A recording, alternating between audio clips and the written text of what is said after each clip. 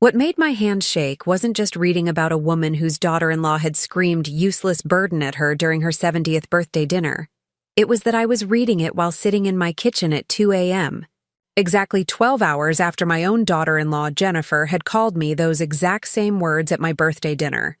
Before we jump back in, tell us where you're tuning in from, and if this story touches you, make sure you're subscribed, because tomorrow I've saved something extra special for you. But here's what Jennifer didn't know when she humiliated me in front of my son and grandchildren.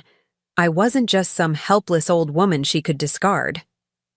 I was the woman who controlled the joint bank account that her entire lifestyle depended on. The account she thought she had cleverly manipulated me into giving her access to. Let me tell you how I went from birthday victim to the one holding all the financial cards. It all started 18 months ago when my son David called me in tears from Seattle. "Mom, we're drowning," he said, his voice cracking with desperation. "Jennifer's boutique is failing, the mortgage is behind, and with the twins starting private school, I don't know what we're going to do."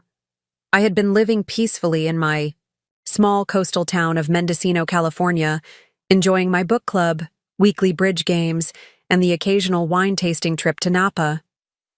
At 70, after nursing my late husband Robert through cancer and rebuilding my life from grief, I thought my days of financial rescuing were behind me. Robert had left me comfortable, but not wealthy.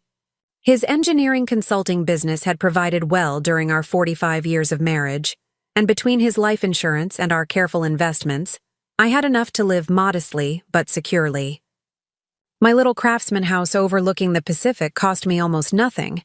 We'd paid it off years ago, and my monthly expenses were minimal.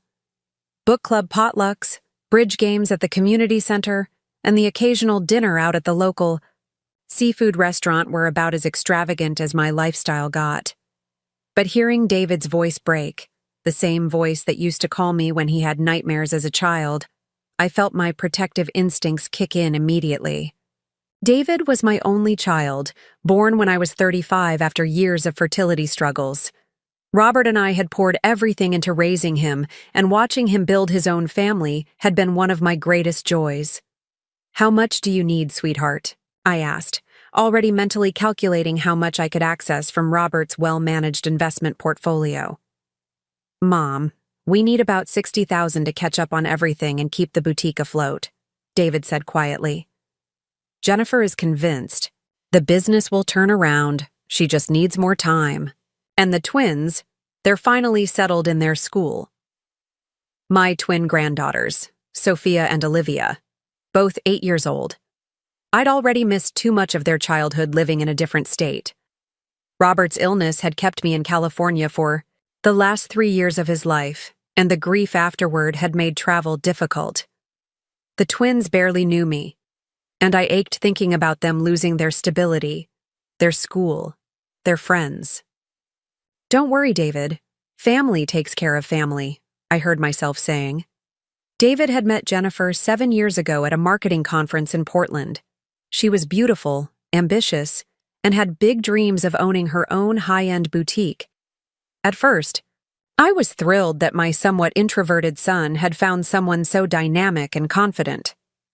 Jennifer seemed to bring out a more adventurous side in David, and when they married and had the twins, I thought our family was complete.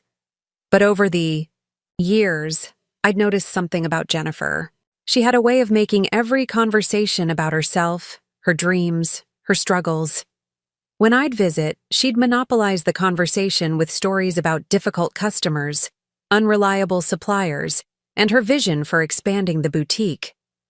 David would sit quietly, occasionally nodding, but rarely contributing to the conversation. I'd chalked it up to personality differences. Jennifer was extroverted where David was reserved. She was ambitious where he was content. I figured that's what made their marriage work. They balanced each other out. But now, hearing about their financial crisis, I wondered if there was more to the story. When I offered to wire the money, Jennifer had a different suggestion. "Dorothy," she said during our phone call, her voice honey-sweet with practiced charm, "you're so generous, but wire transfers are complicated and expensive. What if we set up a joint checking account? That way, you can transfer money whenever we need it, and it'll be easier for everyone." She made it sound so logical, so convenient. "Plus," she added, "this way, if anything ever happens to you, God forbid, David and I can help manage things immediately. It's really the smartest arrangement for everyone." The suggestion caught me off guard. I'd been planning to simply send a check or wire transfer, but Jennifer's reasoning seemed sound. At 70, I was generally healthy but not naive about mortality. Having someone trustworthy with account access did seem practical. "I'll need to think about it," I said. Of course," Jennifer replied quickly. "I just think it's the most efficient way to handle things. And Dorothy, I want you to know how much this means to us. David has been so stressed about money lately, and knowing his mother is there to help, it's going to make such a difference." Over the next few days, Jennifer called twice more to check on my decision. Not pushy exactly, but persistent. She'd mention how David was losing sleep over the bills, how the twins were asking why Daddy seemed so worried all the time, how the boutique was so close to turning the corner. "I just want to make this as easy as possible for you, Dorothy," she'd say. "The last thing we want is for you to have to worry about managing multiple transactions or keeping track of what we need when." Finally, I agreed. It did seem simpler, and I trusted Jennifer. She was David's wife, the mother of my grandchildren. Surely she wouldn't misuse that trust. Within a week, I had transferred $75,000 into our new joint account and given Jennifer the debit card and online access. I kept the primary account information and could monitor everything online, but she had full access to use the funds as needed. "Mom, you're a lifesaver," David had said when I told him the arrangement was complete. "Jennifer is already working on a plan to pay you back within the year." That was the beginning of what I thought would be a temporary financial bridge to help my son's family through a rough patch. I had no idea it was the first step toward the most humiliating birthday of my life. For the first few months, everything seemed fine. Jennifer would send me thank you texts when she used the account. "Used $500 for groceries today. Thank you so much, Dorothy." Or, "Paid the electric bill. You're such a blessing." The boutique seemed to be improving, and Jennifer would call with updates about new inventory and increasing sales. She'd tell me about celebrity clients who'd shopped there, about getting featured in a local magazine, about plans to expand to a second location. David sounded less stressed during our weekly calls, and the twins were thriving in their school. When I spoke to them on FaceTime, they were bubbly and excited, telling me about their art classes and soccer practice. But then I started noticing something odd when I checked the account balance online. The withdrawals were getting larger and more frequent, but the thank you texts had stopped coming. $800 at a high-end restaurant I'd never heard of. Hummer $200 at a spa resort in Napa Valley. $2,500 at a luxury department store. $3,000 cash withdrawal from an ATM in San Francisco. When I called Jennifer to ask about these expenses, she was ready with explanations. "Oh, the restaurant charge was a business dinner with potential investors," she'd say smoothly. "We're trying to secure funding for the expansion, so I had to wine and dine some important people. The spa was a business retreat, networking with other boutique owners, you know. And that department store purchase was inventory for the boutique. We got an amazing deal on designer pieces." Her explanations were plausible, delivered with confidence, and I wanted to believe her. After all, she was my daughter-in-law, the mother of my grandchildren. Surely she wouldn't lie to me about something so important. But as the months went on, the expenses grew more extravagant, and Jennifer's explanations became more elaborate. A $5,000 charge at a high-end furniture store was new displays for the boutique. A $2,800 charge at a luxury hotel in San Francisco was a buyer's conference. A $2,500 charge at a high-end salon was professional styling for media appearances. When I gently suggested that maybe she should run larger expenses by me first, her tone changed. "Dorothy, I thought we agreed this was for the family's needs," she said, a slight edge creeping into her voice. "I'm working 18-hour days trying to save this business. I don't have time to call and ask permission every time I need to buy something. I understand, Jennifer, but some of these charges seem what? Dorothy, are you questioning my judgment? Because I'm the one actually running a business here. I think I know what expenses are necessary. I'm not questioning your judgment. I'm just concerned about how quickly the money is being spent." Concerned?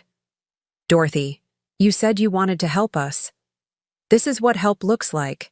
If you're going to second-guess every decision I make, maybe we should have just taken a loan from the bank instead. The manipulation was subtle, but effective. She was making me feel guilty for monitoring my own money, for caring about how my life savings was being spent. That conversation happened in March. By June, I had noticed that $45,000 of the original $75,000 was gone, but I hadn't seen any evidence that the boutique was actually improving. When I tried to visit Seattle to see the shop and spend time with the twins, Jennifer was always ready with an excuse. "This weekend isn't good. We're doing inventory," she'd say. Or, "The twins have birthday parties," or, "David is working overtime on a big project." I was starting to feel like I was being managed rather than included in the family I was supporting. Every phone call felt scripted, like Jennifer was giving me just enough information to keep me satisfied without actually letting me into their lives. The breaking point came in July, when I discovered a $8,000 charge at a luxury resort in the Caribbean. When I called Jennifer about it, she didn't even try to explain it as a business expense. "Dorothy," she said, her voice tight with barely controlled irritation, "we need to talk about your attitude." My attitude? You've been questioning every expense, calling constantly, and frankly, it's creating stress for David and the girls. They can sense the tension. I was speechless. I had been calling once a week and had only questioned a few obviously personal expenses. "Jennifer, I'm just trying to understand how the money is being used. It's my life savings." "Your life savings that's sitting in an account doing nothing while your son's family struggles," she interrupted. "Dorothy, I need you to trust me. I'm trying to build something here, and your constant micromanaging is making it impossible." "I'm not micromanaging. You are, and it needs to stop. Either you trust us to handle this appropriately, or maybe we need to reconsider this arrangement." The threat was subtle but clear. Support us without question, or lose access to your son and grandchildren. "Jennifer, I think there's been a misunderstanding. I'm not trying to control anything. I just want to make sure the money is being used for its intended purpose." "Its intended purpose?" "Dorothy, its intended purpose is to help our family. That's exactly what we're doing. Just because you don't understand the complexities of running a business doesn't mean I'm doing anything wrong." I spent that night staring at the ceiling, wondering how I had become the villain in the story of my own generosity. How had asking reasonable questions about my own money become micromanaging? How had wanting to see my grandchildren become creating stress? But I was about to discover that Jennifer's manipulation was far more sophisticated than I could have imagined. The truth would come out 3 months later, on my 70th birthday, in the most humiliating way possible. My 70th birthday had started so beautifully. I woke up in my Mendocino cottage to the sound of waves crashing against the cliffs below, sunlight streaming through the lace curtains that Robert had teased me about but secretly loved. For a moment, lying in our old 4-poster bed, I could almost pretend he was still there, that we'd spend the day walking the headlands and sharing a bottle of wine at sunset like we used to do on my birthdays. But this year was different. This year, for the first time in 18 months, David and Jennifer were bringing the twins down from Seattle to celebrate with me.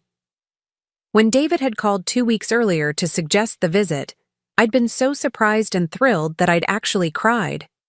Mom, Jennifer, and I were talking, and we realized we've been so focused on the business that we haven't been giving you the attention you deserve, David had said, his voice warm with what sounded like genuine affection. We want to make your 70th really special. Jennifer had even gotten on the phone, bubbling with enthusiasm about their plans. Dorothy, we're going to spoil you rotten. I've already made reservations at that seafood place you love overlooking the harbor, and I found the most adorable matching dresses for the twins to wear. They're going to look like little angels. After months of feeling like I was being pushed away, this sudden warmth felt like a miracle. Maybe Jennifer's hostility had just been stress from the struggling business. Maybe now that things were improving, she'd been sending me increasingly optimistic updates about the boutique's performance. She was ready to rebuild our relationship. I spent the week before their visit preparing like I was hosting royalty. I deep-cleaned every corner of the house, bought fresh flowers for every room, and planned activities the twins would enjoy. I researched the tide pools at McCarricher State Park, stocked up on art supplies for Sophia, who loved to draw, and even bought a junior soccer net for Olivia, who was apparently quite the athlete according to David. Most importantly, I went shopping for birthday outfits for the girls. I wanted them to have something special to remember this visit, something that would make them feel beautiful and loved. At a boutique in Fort Bragg, I found 2 identical but colorful sundresses with hand-embroidered flowers, exactly the kind of thing I imagined they'd love. They cost more than I usually spent on clothing, but seeing my granddaughters' faces would be worth every penny. I also bought David a new fishing rod. He'd mentioned wanting to try surf fishing during their visit, and for Jennifer, I chose a beautiful cashmere scarf from a local artisan shop. Despite our recent tensions, I wanted to show her that I valued her as part of our family. The morning of my birthday, I was up at dawn, baking the girls' favorite chocolate chip cookies and preparing a special breakfast casserole that could be reheated when they arrived. I arranged the birthday gifts on the dining room table and set out the good china for our celebratory lunch. When I heard David's SUV pull into my gravel driveway at noon, my heart practically leaped out of my chest. I smoothed my blue dress, the one Robert always said brought out my eyes, and hurried to the front door. "Grandma Dorothy!" Sophia and Olivia shrieked in unison, racing toward me with arms outstretched. For a moment, all the hurt and confusion of the past months melted away as I hugged my granddaughters, breathing in their little girl scent of strawberry shampoo and sunshine. "Happy birthday, Mom," David said, giving me a warm embrace. He looked tired, I noticed, with new lines around his eyes and gray threading through his brown hair. But he was smiling genuinely, and when he stepped back to look at me, his expression was filled with the kind of love I remembered from his childhood.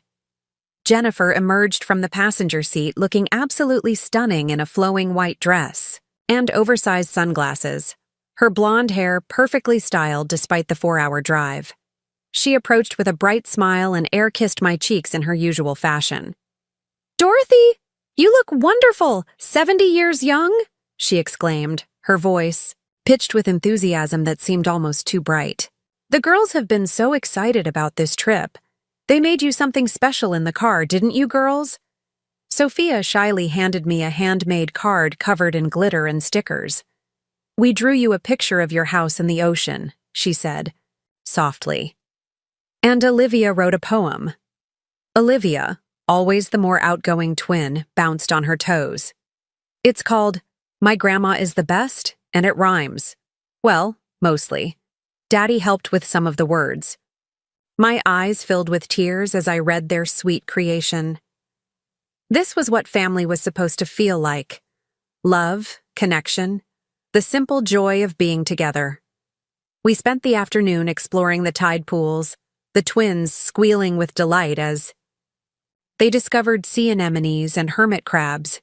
David and I walked behind them, sharing stories and laughing at their enthusiastic commentary on every creature they found.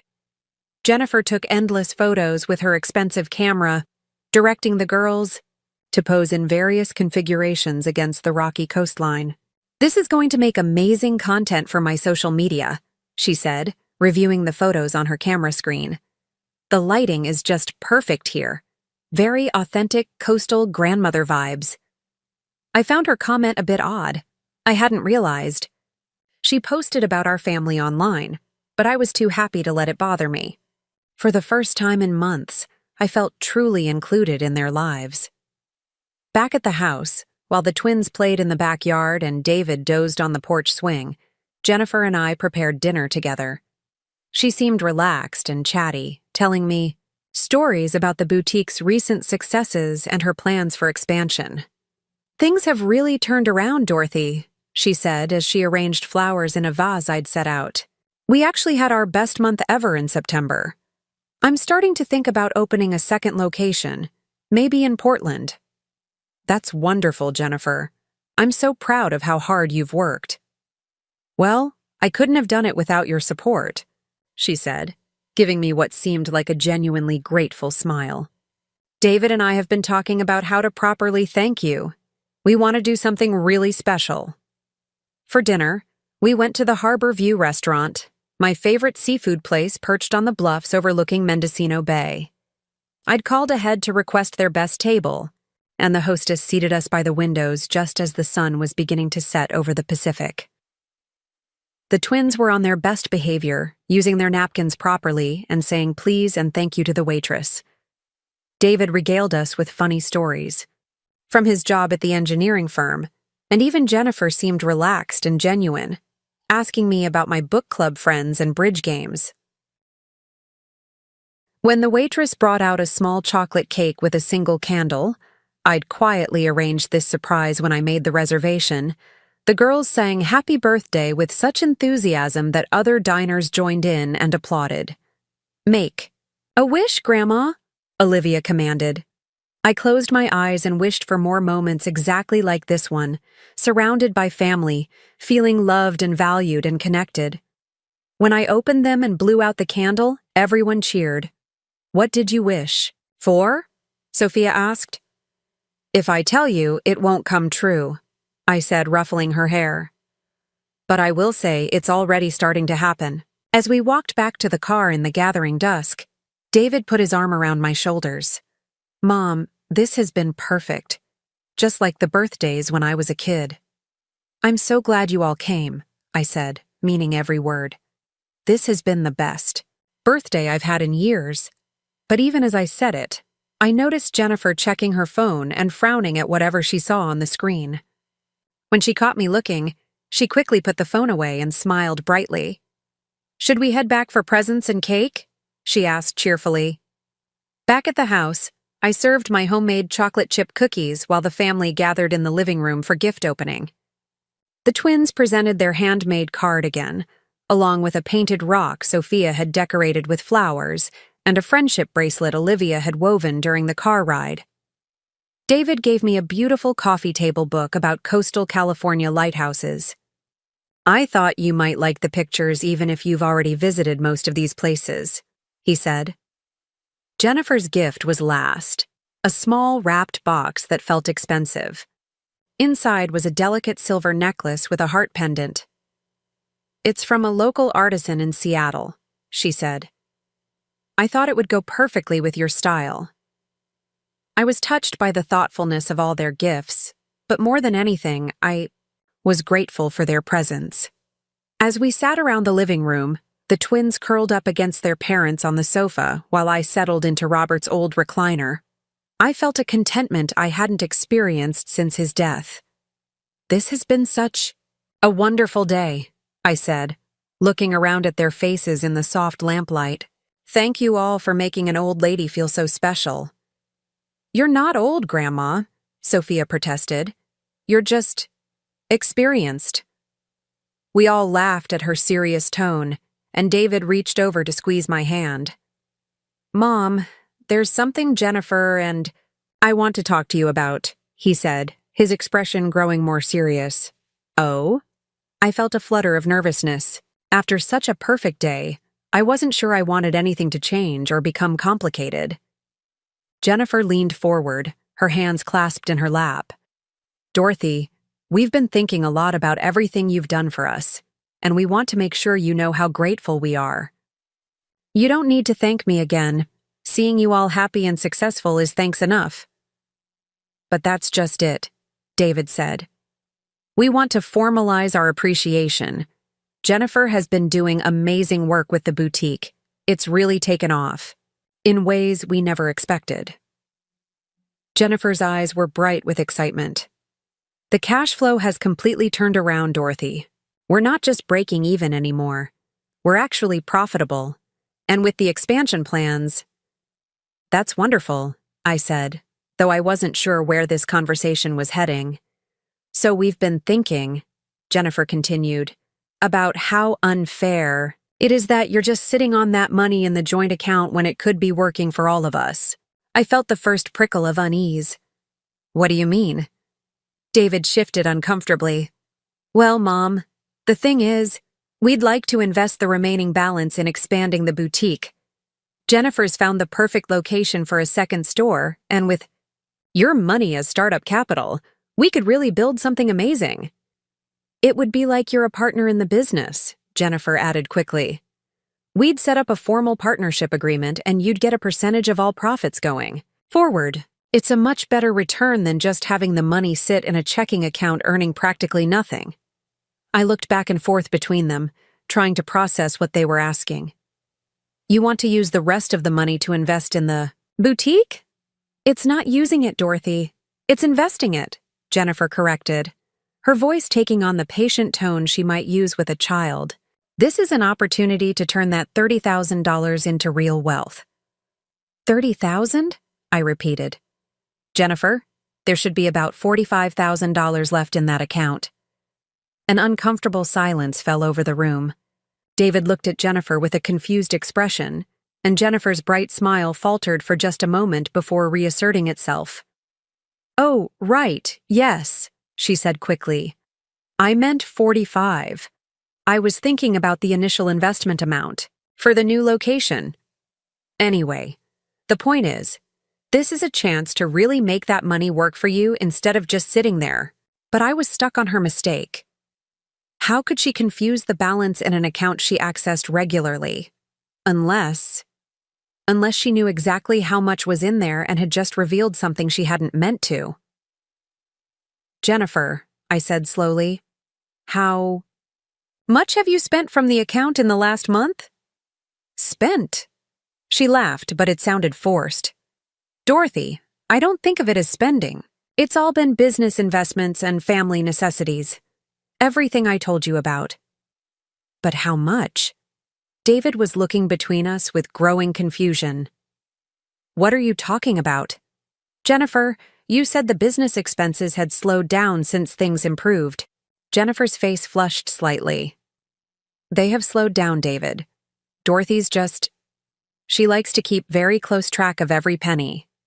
Which is fine, of course, but sometimes I think she forgets that building a business requires ongoing investment. I'm not forgetting anything, I said, my voice sharper than I'd intended. I'm asking a simple question about my own money. The twins, who had been quietly playing with their new art supplies on the coffee table, looked up with concern. Sophia's eyes were wide, and Olivia had stopped coloring. Is everything okay? Sophia asked in a small voice. Everything's fine, sweetheart, David said quickly, but his tone was tight. The adults are just talking about boring money stuff. Jennifer stood up abruptly. You know what? This conversation can wait. It's Dorothy's birthday, and we shouldn't be discussing business matters. But you brought it up, I pointed out. Because I thought you'd be excited about the opportunity, Jennifer snapped, then seemed to catch herself. I mean, because I thought it would be nice to give you something positive to think about. A way to be more involved in our success. I am involved. I've been funding it for 18 months. Funding it? Jennifer's voice rose slightly. Dorothy, we've never asked you for anything we didn't absolutely need, and everything we've used has been for the benefit of the family. Then you won't mind showing me the receipts, I said quietly. The silence that followed was deafening. Even the twins had stopped their activities and were staring at us with worried expressions. Receipts? Jennifer repeated, as if I'd suggested something unreasonable. For the business expenses. If everything has been legitimate business costs, you'll have receipts and records, right? David looked uncomfortable. Mom, I'm sure Jennifer keeps good records for tax purposes, but of course I keep good records, Jennifer interrupted. I just don't carry them around with me on vacation. Dorothy, I have to say, this level of scrutiny is starting to feel a bit insulting. Insulting? Yes, insulting. Here we are, trying to include you in our business success, trying to give you an opportunity to grow your money, and you're treating me like some kind of criminal. I felt heat rising in my cheeks. I'm not treating you like a criminal. I'm asking reasonable questions about my own money. Your money? Jennifer's mask was slipping now, her voice taking on an edge I'd heard during our phone calls but never in person. Dorothy, that money is in a joint account for family purposes. It's not your money anymore. It's family money. That's not how joint accounts work, Jennifer, isn't it? Because I was under the impression that when you set up that account, you were making a commitment to trust us with family decisions. David looked bewildered. Jennifer, what are you talking about? Of course it's still Mom's money. She was helping us through a rough patch, not signing over her life savings. Jennifer whirled around to face him. David, your mother has been questioning every single expense for months. Every business dinner, every piece of inventory, every necessary cost. Do you know how demoralizing it is to have someone constantly looking over your shoulder, implying that you're stealing from them? I never said you were stealing, I protested. You didn't have to say it. Your tone, your questions, your constant monitoring. It's clear what you think of me. Olivia started to cry softly. Why is everyone yelling? David immediately went to comfort her, shooting Jennifer a warning look. We're not yelling, sweetheart. We're just having a discussion. But the damage was done. The warm, loving atmosphere of my birthday celebration had evaporated, replaced by tension and accusations. I looked around the room, at David trying to comfort a crying child, at Sophia clutching her coloring book with frightened eyes, at Jennifer standing in the middle of my living room with her hands on her hips like she was the wronged party. Maybe we should all just take a break, I said quietly. It's been a long day and everyone's tired. That's a good idea, David said gratefully. We can talk about this tomorrow when everyone's had some sleep. But Jennifer wasn't done. No, David, I think we need to settle this right now. Your mother clearly has some concerns about how we've been handling things, and I think we should address them directly. Jennifer, David warned. What? I'm tired of walking on eggshells around this. Dorothy, if you want to micromanage every penny we spend, then maybe we should just close that account and find another way to handle our business finances. Maybe we should, I said, surprised by the steel in my own voice. Jennifer blinked, clearly not expecting that response. Fine, then we will. Fine. Girls, David said, standing up with Olivia in his arms, why don't you go brush your teeth and get ready for bed? Grandma has that nice guest room all set up for you. As the twins reluctantly gathered their things and headed upstairs, David turned to both of us with an expression I recognized from his childhood, the look he got when he was trying to keep peace between arguing adults. This is ridiculous, he said. You're both being stubborn about something that can easily be worked out. Your mother is the one being stubborn, Jennifer said. I've tried to be patient with her paranoia, but I can't keep pretending it's normal to interrogate every business decision we make. It's not paranoia to want to understand how my money is being spent, I said. Your money, your money, your money, Jennifer muttered. God, Dorothy, do you hear yourself? It's like you think we're employees instead of family. And that's when it happened, the moment that would replay in my mind for weeks afterward. Jennifer turned to face me fully, her expression harder than I'd ever seen it, and said the words that would change everything between us. You know what your problem is, Dorothy. You're a lonely old woman who thinks she can buy her way into our lives. You think that because you wave some money around, we owe you constant gratitude and detailed explanations for every choice we make. But here's the truth. We don't need your money anymore. The business is successful now, and we don't need to keep pretending that your constant interference is helpful. I felt like I'd been slapped. Jennifer, no, let me finish. You sit in this little house in the middle of nowhere, with no life of your own, and you try to control ours. You monitor our bank account like we're children with an allowance. You demand visits and attention and constant updates because you have nothing else going on. And frankly, it's exhausting. Jennifer, stop, David said sharply. Why should I stop? Someone needs to say this. Dorothy, you're 70 years old. Maybe. It's time you found your own life instead of trying to manage ours. The room fell completely silent. I could hear the old house settling around us, the distant sound of waves against the cliffs, my own heart beating too fast in my chest. When I finally found my voice, it came out steady and quiet. I think you should leave. What? David looked shocked. I think you should pack your things and leave. Tonight. Mom, come on. Jennifer didn't mean… Yes, she did. I looked directly at Jennifer, who was staring at me with a mixture of defiance and what might have been regret. She meant every word, and I think it's best if you all go home. Jennifer lifted her chin. Fine, we'll leave. But don't expect us to come running back when you change your mind. As they gathered their things and woke the confused twins, I stood in my living room surrounded by the remnants of what I'd thought was a perfect birthday. Cookie crumbs on the coffee table, wilted flowers in their vase, the silver necklace Jennifer had given me lying forgotten on the side table. But it wasn't until I was alone, long after their taillights had disappeared down the dark coastal highway, that Jennifer's words really sank in. She was right about one thing. I was lonely. But I wasn't the one who had created that loneliness. They had, with their lies and manipulation and emotional distance. And now I knew exactly what they thought of me. A lonely old woman trying to buy love with money. Well, if that's how they saw me, maybe it was time to show them what this lonely old woman was really capable of. The next morning, I would begin to discover just how deep their deception went. And by the end of the week, Jennifer would learn that underestimating a 70-year-old woman with nothing left to lose was a very, very expensive mistake. The morning after they left, I woke up feeling like I'd been hit by a truck.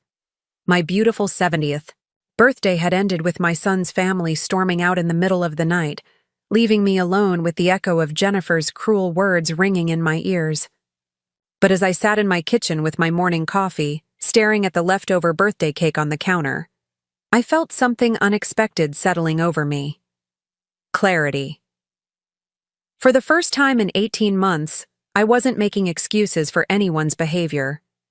I wasn't trying to convince myself that Jennifer's hostility was just stress, or that David's distance was just being busy. The mask had finally come off, and I had seen exactly what my daughter-in-law thought of me. A lonely old woman trying to buy her way into their lives. Well, if that's what she believed, then maybe it was time I acted like the shrewd old woman she clearly thought I was dealing with. I pulled out my laptop and logged into the joint checking account for the first time in weeks. What I saw made my stomach drop. The balance was $23,147. When I'd last checked 3 weeks ago, there had been over $40,000. In 3 weeks, Jennifer had spent almost $17,000, and I had no idea on what. I clicked through to the transaction history, and what I found made my hands shake with rage. The charges weren't just frequent, they were brazen. In the past month alone, there had been $3,200 at a luxury spa resort in Napa Valley, $2,800 at Nordstrom, $1,500 at a high-end restaurant in Seattle, $2,400 at Pottery Barn, $1,200 at Saks Fifth Avenue, $900 at a wine boutique, $1,800 at Williams Sonoma, $750 at Anthropology, $1,400 at West Elmond. Dozens of smaller charges, $200 here, $300 there, at expensive coffee shops, boutique stores, and restaurants I'd never heard of. This wasn't business expenses. This was someone living a luxury lifestyle on my dime. But what made my blood boil wasn't just the amount. It was the dates. The $3,200 spa charge had been made the day before they came to visit me for my birthday. Jennifer had spent my money, pampering herself at an expensive resort, then driven down to Mendocino to tell me what a financial burden I was being. The Nordstrom charge was from 2 days ago, the morning after our fight. While I was waking up alone on my birthday, surrounded by the wreckage of what I'd thought was a reconciliation, Jennifer was out shopping for expensive clothes with my money. I printed out 3 months of statements and spread them across my dining room table. As I went through each charge with a highlighter, marking the obvious personal expenses in yellow, a pattern emerged that made me sick to my stomach. Jennifer had been systematically draining the account while feeding me lies about business expenses and gradual improvement. The business dinner charges were at romantic restaurants on weekend evenings, clearly date nights, not investor meetings. The inventory purchases were at high-end department stores and home goods shops, not wholesale clothing suppliers. Even worse, I found charges for things that directly contradicted what she'd told me. She'd claimed the boutique was struggling to afford new displays, but there were multiple charges at furniture stores for what appeared to be home furnishings. She'd said they couldn't afford family vacations, but there were hotel charges in San Francisco, Portland, and even one in Vancouver. As I sat there surrounded by evidence of 18 months of systematic theft, my phone rang. The caller ID showed David's number, and for a moment I considered not answering. But curiosity won out. "Hi, Mom." David's voice was subdued, apologetic. "I wanted to call and apologize for last night. Jennifer was out of line with some of the things she said." "Some of the things?" "Okay, most of the things. She's been under a lot of stress with the boutique, but that's no excuse for talking to you like that." I looked down at the bank statement spread across my table. "David, I need to ask you something, and I want you to be completely honest with me." "Of course. How much do you know about how Jennifer has been using the money from our joint account?" There was a long pause. "What do you mean?" "I mean, do you know what she's been spending it on? Do you review the expenses with her?" Another pause, longer this time. "Mom, I trust Jennifer to handle the business finances. She's much better with that stuff than I am. So you don't know that she spent over $3,000 at a spa resort the day before coming to my birthday?" Silence. "David? $3,000? His voice was quiet, confused. "Mom, that can't be right. Jennifer said the business expenses had been minimal lately." "David, I'm looking at the bank statements right now. In the past month alone, she's spent almost $17,000. None of it appears to be business-related." "That's impossible. The boutique has been doing better. She wouldn't—" He stopped mid-sentence. "Wouldn't what?" "Mom, can you email me those statements? I think there might be some misunderstanding." "There's no misunderstanding, David. Your wife has been using my money to fund a luxury lifestyle while telling me it was for business expenses." "Mom, let me talk to Jennifer and figure out what's going on. There has to be an explanation. The explanation is that she's been lying to both of us." "Don't say that. Jennifer wouldn't steal from you, from us." The denial in his voice was heartbreaking. Even confronted with evidence, he couldn't accept what his wife had been doing. "David, I'm going to close that account today." "Mom, please, don't do anything hasty. Let me talk to Jennifer first. I'm sure we can work this out." The time for working things out was before she called me a useless burden and stormed out of my house. She didn't mean that. She was upset and said things she didn't mean. She meant every word, David. And honestly, I'm glad she finally said what she really thinks. At least now I know where I stand. After I hung up, I drove into Fort Bragg to the bank where I'd opened the joint account 18 months earlier. Maria Santos, the personal banker who had helped me set it up, greeted me with a warm smile that faded when she saw my expression. "Mrs. Patterson, is everything all right? I need to freeze the joint account I opened with my daughter-in-law," I said, placing the stack of printed statements on her desk. "And I need to understand my options for recovering money that was spent without my knowledge or consent." Maria's expression grew serious as she pulled up my account information. "I see there has been significant activity on this account. Can you tell me what's happened?" I gave her a brief overview of the situation, the original purpose of the account, Jennifer's lies about business expenses, and the discovery of what appeared to be personal spending on my money. "Mrs. Patterson, I need to ask you some questions for our records. When you opened this joint account, did you give the other account holder permission to use the funds for any purpose?" I gave her permission to use the money for business expenses and family necessities, not for personal luxury purchases. "And do you have any documentation of what the money was supposed to be used for?" I showed her my phone, where I still had text messages from Jennifer describing various business expenses that I now knew were lies. Maria nodded gravely. "Mrs. Patterson, what you're describing sounds like it could constitute financial elder abuse. The bank has protocols for these situations." Elder abuse? When someone in a position of trust systematically misuses an elderly person's finances for their own benefit, yes, especially when deception is involved. The phrase hit me like a physical blow. I was a victim of elder abuse.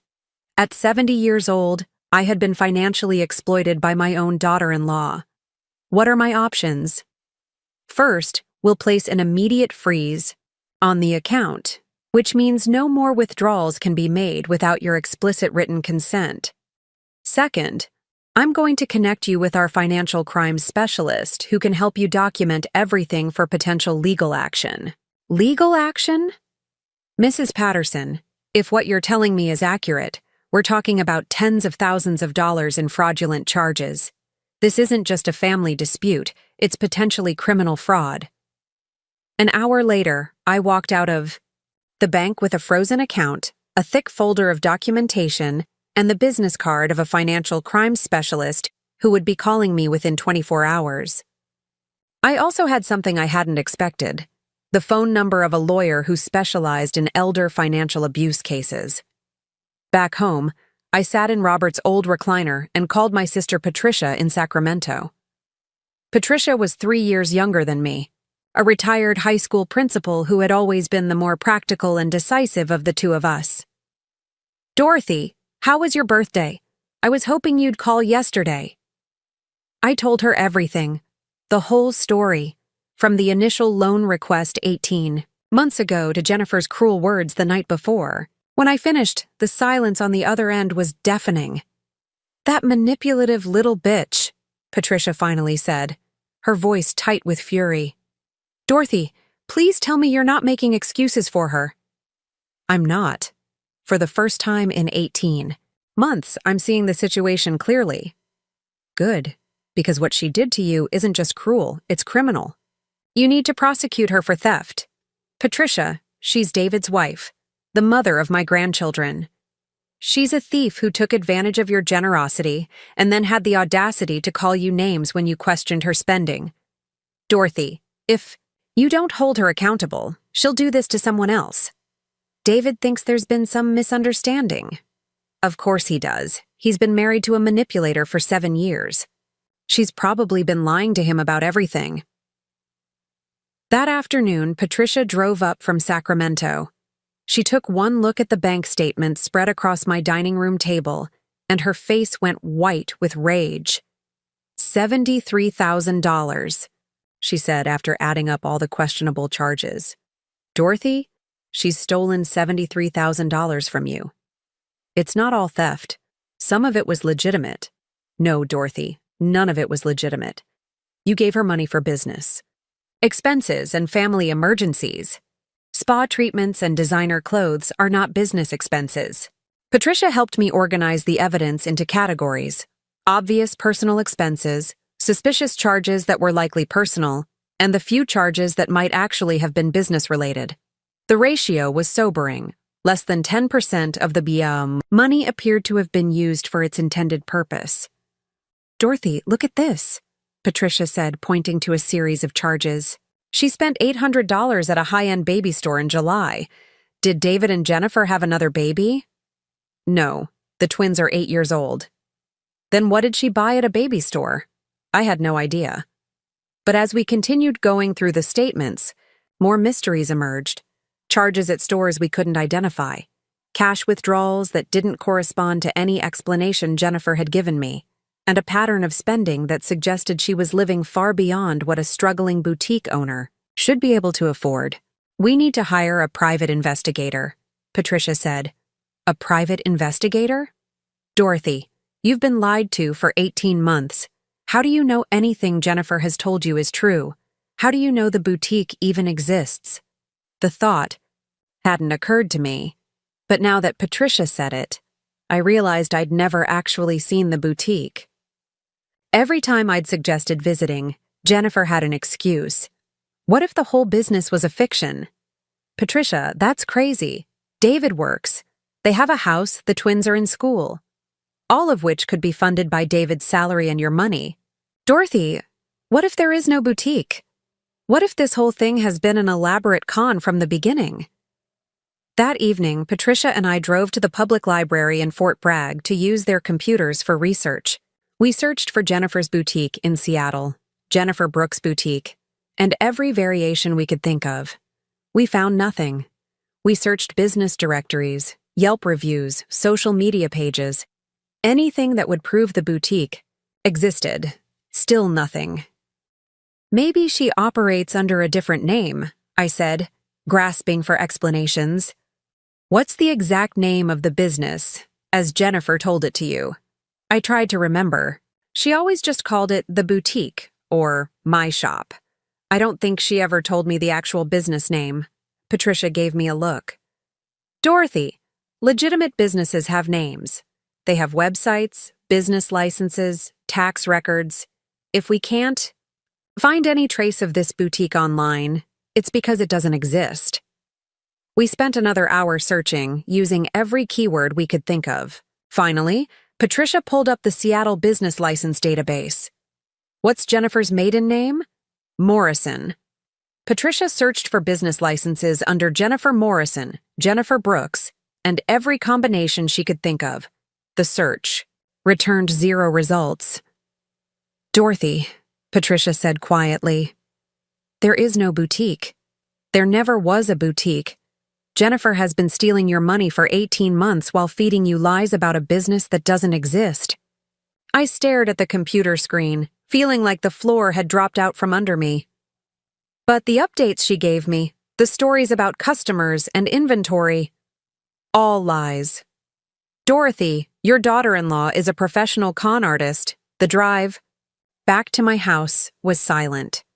I couldn't process what we'd discovered. For 18 months, I had been funding Jennifer's luxury lifestyle while she fed me elaborate lies about a fictional business.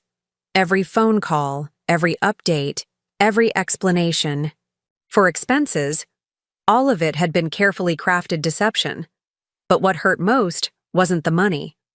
It was the realization that David must have known. He might not have known the details, but he had to know there was no boutique. He lived with Jennifer. He would have seen the lack of inventory, the absence of business calls, the fact that she wasn't actually working. My own son had been complicit in stealing from me. That night, I couldn't sleep. I kept thinking about all the signs I'd missed, all the times my instincts had told me something was wrong, but I'd pushed those feelings aside, because I wanted to believe in family loyalty. Jennifer's reluctance to let me visit, her vague explanations about the business, the way she always deflected when I asked specific questions about customers or suppliers, David's passivity during our conversations about money, the expensive, purchases that never quite made sense as business expenses. I had been so desperate to help my family, so eager to be needed and valued, that I had ignored every red flag and warning sign. At 3 a.m., I got up and made myself a cup of tea. Sitting at my kitchen table in the dark, I made a decision that would change everything. I wasn't going to be a victim anymore. I pulled out the business card the bank had given me and left a voicemail for the financial crimes specialist, telling her I needed to schedule an appointment as soon as possible. Then I called the elder abuse attorney and left another message. Jennifer thought she was dealing with a lonely old woman who could be manipulated and discarded. She was about to learn that this 70-year-old had more fight left in her than she could possibly imagine. The next morning, David called again. "Mom, I talked to Jennifer about the bank statements. She said there's been some confusion, but she can explain everything." "There's no confusion, David. And there's nothing to explain. I know about the boutique." "What about the boutique?" "I know it doesn't exist. I know Jennifer has been lying to both of us for 18 months. The silence on the other end lasted so long I thought he'd hung up. "David?" "Mom, that's not... She wouldn't..." "David, there is no boutique, no business license, no website, no online presence. Your wife has been stealing from me while feeding me lies about a business that never existed. That's impossible." "Is it? When was the last time you saw inventory in your house? When was the last time Jennifer took a business call in front of you? When was the last time she actually went to work at this supposed boutique?" Another long silence. "David, you knew, didn't you? Maybe not all the details, but you knew she wasn't really running a business. Mom, please, this is my wife we're talking about, the mother of my children. She's also a thief who has stolen over $70,000 from your mother." "Don't say that. It's the truth. David, I've frozen the account. No more money will be coming out of it. And I've contacted a lawyer and the police." "The police?" "Mom, you can't involve the police in a family matter. This stopped being a family matter when Jennifer decided to steal from me and then call me a useless burden for questioning it. Mom, please think about what you're doing. Think about the girls. Do you really want to destroy their family over money?" And there it was, the same manipulation Jennifer had used, now coming from my own son. Using my grandchildren as emotional weapons to make me feel guilty for holding a thief accountable.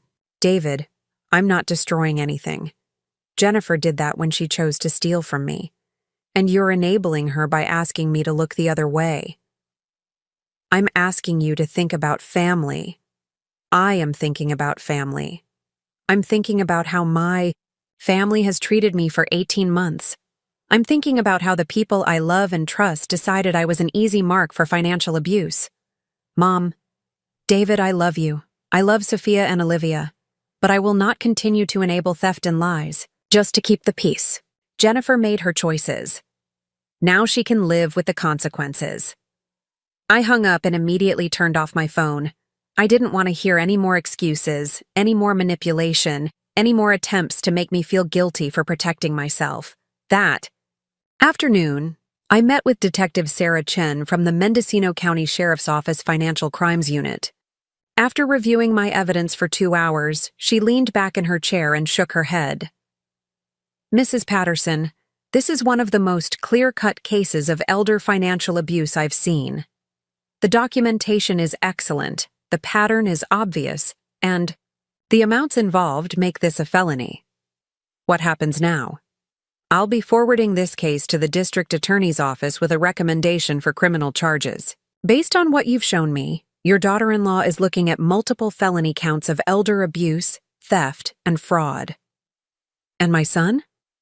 Detective Chen's expression softened. "That depends on what we discover about his level of involvement. If he genuinely didn't know about the fake business, he might not face charges. But if we find evidence that he was actively participating in the deception..." She didn't need to finish the sentence.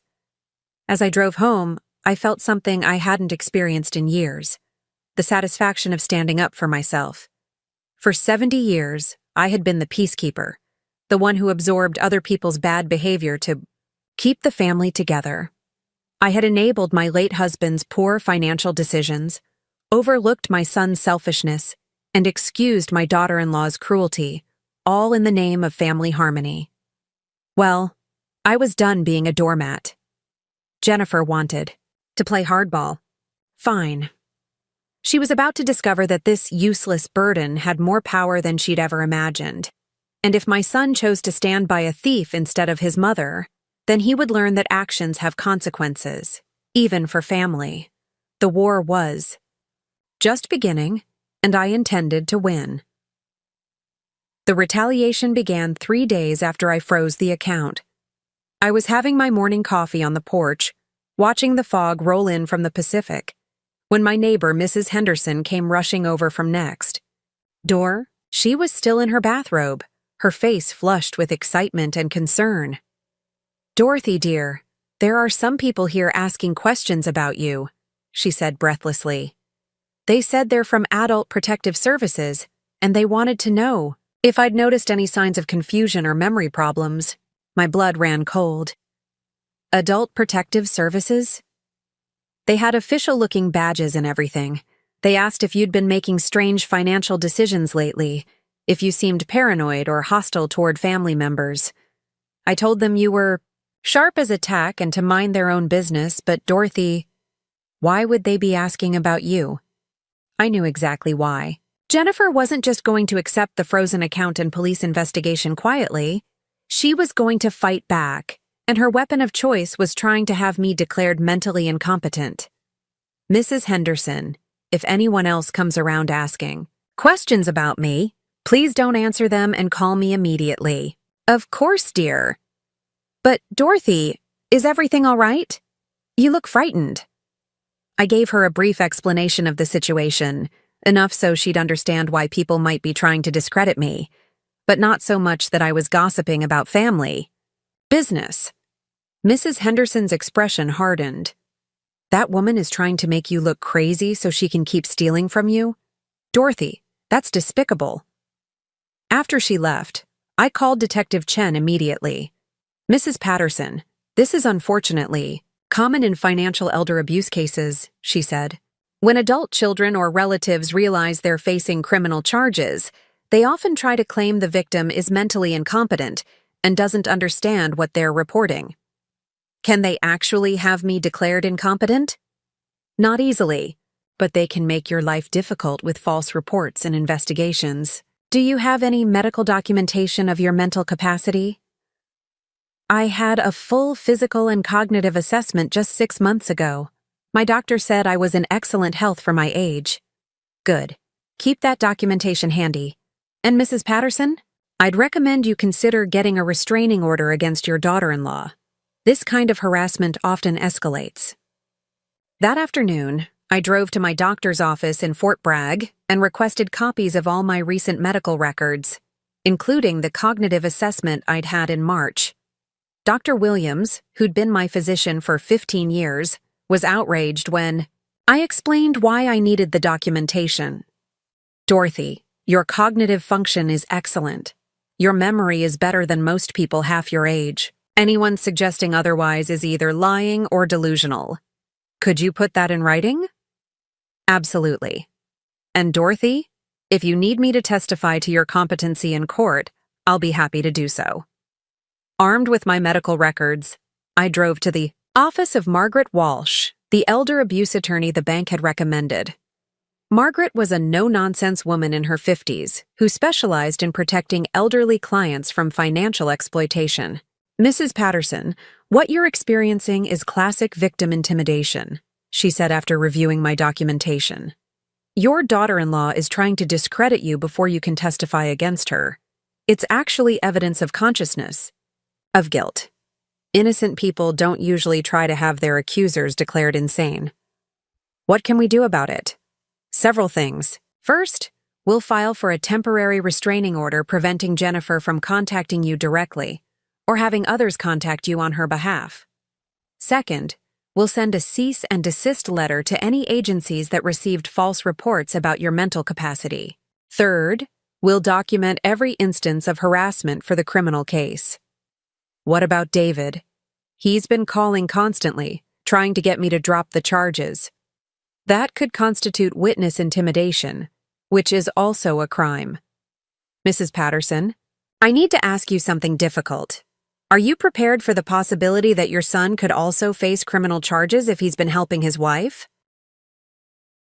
I thought about David's desperate phone calls, his pleas to think about family, his insistence that there must be some misunderstanding. 3 days ago, I would have done anything to protect him. Now, I realized that protecting him from the consequences of his choices wasn't love, it was enabling. Yes, I said. I'm prepared for that. Good, because based on what you've told me, it's unlikely your son was completely ignorant of his wife's activities. When someone lives with a person for 7 years, they usually know if that person actually has a job or runs a business. That evening, Patricia called with disturbing news. She'd been doing her own investigation into Jennifer and David's background, and what she'd found was troubling. Dorothy, I think you need to sit down for this. What did you find? I searched public records in Seattle, and Jennifer and David's house isn't just mortgaged, it's mortgaged to the hilt. They borrowed against the equity twice in the past 2 years. Based on the loan amounts, they owe more than the house is worth. What does that mean? It means they're drowning in debt. The house is underwater, and they probably can't afford the payments. Dorothy, your money wasn't just funding Jennifer's shopping sprees, it was probably keeping them from losing their home. The implications hit me like a physical blow. So, when Jennifer said they were behind on the mortgage, that part was probably true. But instead of using your money to catch up on payments, she was using it to maintain her lifestyle while they fell further behind. What about David's job? He's still employed, but Dorothy, I found something else. David filed for bankruptcy 3 years ago, before they got married. His credit was destroyed by student loans and credit card debt. Jennifer's name isn't on most of their major debts, which suggests she was trying to protect her credit rating. Why would that matter? Because if you're planning to commit financial fraud, you want to keep your credit clean so you can open accounts and get loans. Dorothy, I think Jennifer targeted your son specifically because he was financially vulnerable. She needed someone with access to family money. I felt sick thinking about it. Had Jennifer married David just to get access to me? Had their entire relationship been a long con designed to eventually defraud me? Patricia, there's something else I need to tell. David and Jennifer met at a marketing conference, but I've been thinking about the timeline. That conference happened just 6 months after Robert died, when the insurance payout became public record. Public record? Life insurance payouts over. A certain amount have to be reported. Anyone doing a background check would know I'd received a substantial settlement. Patricia was quiet for a long moment. Dorothy, how did they know to invite you to that conference where they met? What do you mean? Think about it. You live in a small town in Northern California. David was working in Seattle. How did Jennifer, a supposed boutique owner in Seattle, know about your existence and your financial situation before she even met David? I tried to remember the sequence of events, but it was years ago, and I hadn't thought it was important at the time. David said he was attending the conference for his engineering firm. He said he met Jennifer there by chance. But who suggested he attend that particular conference? And why would a boutique owner be at a marketing conference for engineering firms? The questions Patricia was raising made my head spin. If she was right, if Jennifer had deliberately targeted David because of his connection to me, then everything about their relationship was a lie. Their marriage, their children, their entire life together, all of it could have been part of an elaborate con game. The next morning, I was awakened at 6 a.m. by pounding on my front door. Through the peephole, I could see a man in a suit holding what looked like official paperwork. Mrs. Patterson? I'm Deputy Marshal Thompson. I have a court order requiring you to appear for a mental competency evaluation. My hands shook as I looked at the papers. According to the document, Jennifer Brooks had filed a petition claiming that I was suffering from dementia and was being manipulated by outside parties into making false accusations against family members. A judge had ordered an immediate evaluation to determine my capacity to handle my own affairs. I called Margaret Walsh immediately. "This is outrageous," she said after I read her the petition. "They're trying to get you declared incompetent so they can dismiss the criminal charges and take control of your finances. Don't worry, Mrs. Patterson. We're going to fight this aggressively." "But I have to go to the evaluation?" "Yes, but I'm going to be there with you, and we're bringing your medical records and Dr. Williams if necessary." "Dorothy, this is actually good news in a way. They're so desperate to discredit you that they're overplaying their hand." The competency evaluation took place that afternoon at the county courthouse. I was examined by a court-appointed psychologist who put me through a series of cognitive tests, memory exercises, and questions about my daily life and financial decisions. "Mrs. Patterson," the psychologist said after 2 hours of testing, "your cognitive function is not only normal, it's exceptional for someone your age. Your memory is sharp, your reasoning is sound, and you demonstrate clear understanding of complex financial concepts." "So I'm not mentally incompetent?" "Not even close. In fact, I'd say you're more mentally acute than many people decades younger. Whoever filed this petition either has seriously flawed judgment or is acting in bad faith." Margaret smiled grimly. "Doctor, would you be willing to put that assessment in writing for the court?" "Absolutely. And I'll note in my report that this appears to be a frivolous petition filed to discredit a competent adult who is rightfully protecting herself from financial exploitation." That evening, David called again. His voice was desperate, pleading, "Mom, please." Jennifer made a mistake with the competency petition. She was scared and not thinking clearly. "Can't we work this out as a family?" "David, your wife tried to have me declared mentally incompetent to cover up her theft. That's not a mistake. That's calculated cruelty. She's just trying to protect our family. Mom, if she goes to prison, what happens to Sophia and Olivia?" There it was again, using my grandchildren to manipulate me. "David, Jennifer should have thought about that before she decided to steal from me." "Mom, I'm begging you, drop the charges. We'll pay back every penny, I promise." "With what money, David? Patricia told me about your bankruptcy, about the house, being underwater. You don't have $73,000 to pay me back." The silence that followed told me everything I needed to know. "You knew," I said quietly.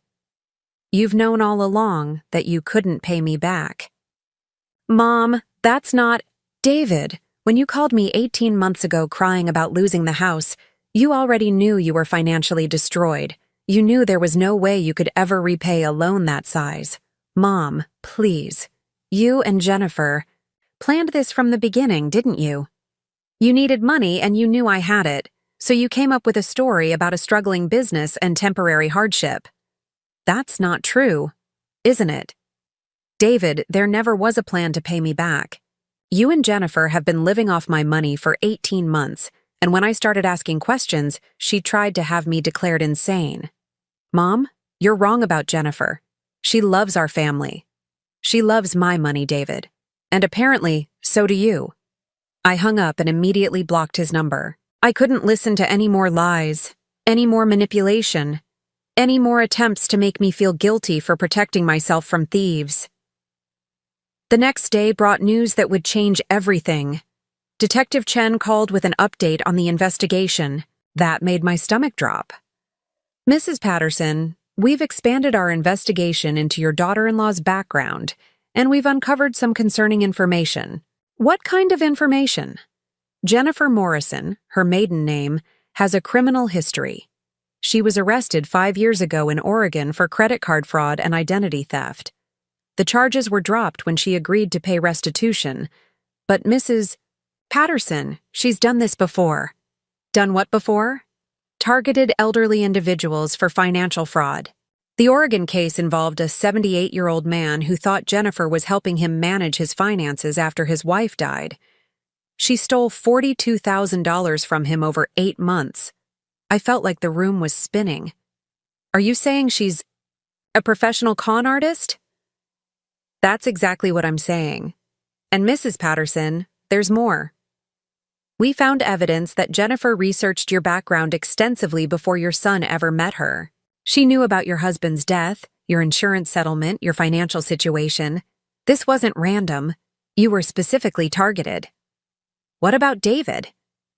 We're still investigating his level of involvement, but Mrs. Patterson, the timeline, suggests he may have been complicit from the beginning. The marketing conference where they supposedly met? Jennifer paid for David's registration and hotel room. She essentially paid for the opportunity to meet him. The pieces were falling into place, and the picture they formed was horrifying. Jennifer hadn't fallen in love with David and then decided to steal from his mother.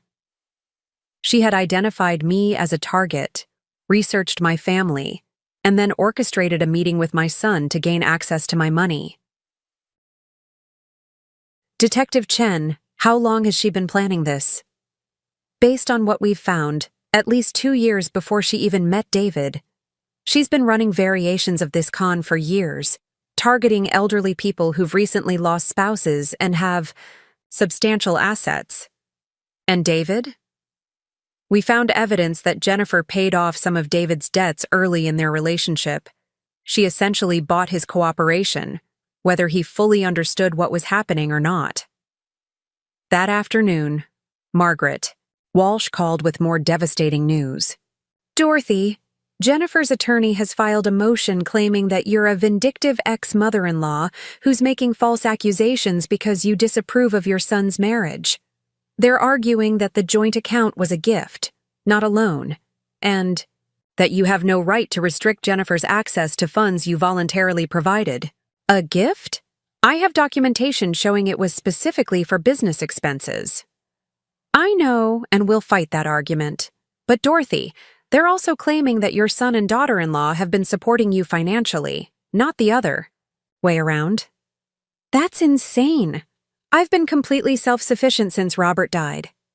They've filed bank records showing transfers from David's account to yours over the past year. I was confused. What transfers? David has never sent me money. Small amounts, $50 here, $100 there.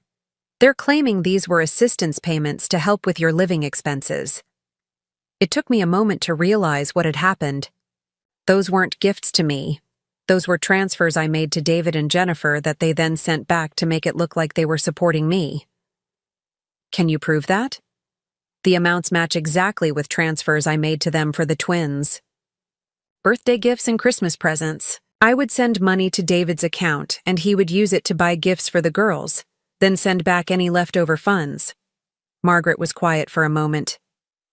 Dorothy, they've been documenting fake evidence of financial support to create a paper, trail suggesting they were taking care of you, not stealing from you.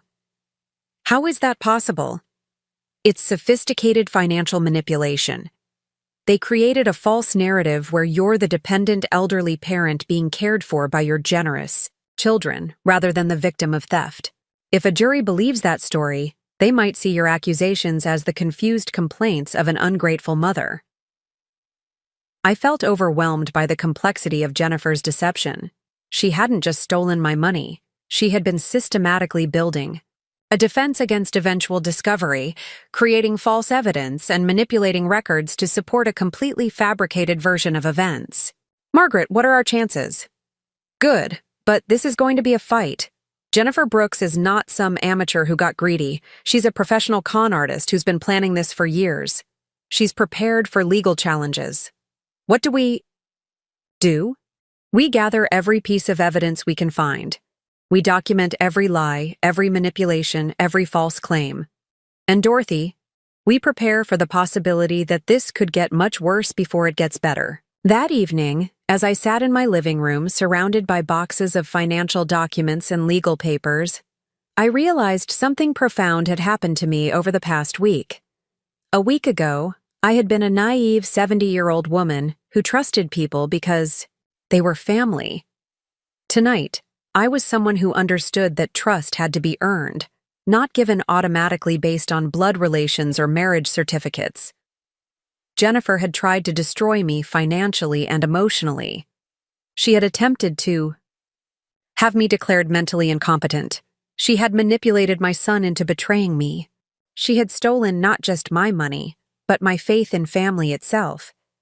But she had also awakened something in me that I hadn't known existed.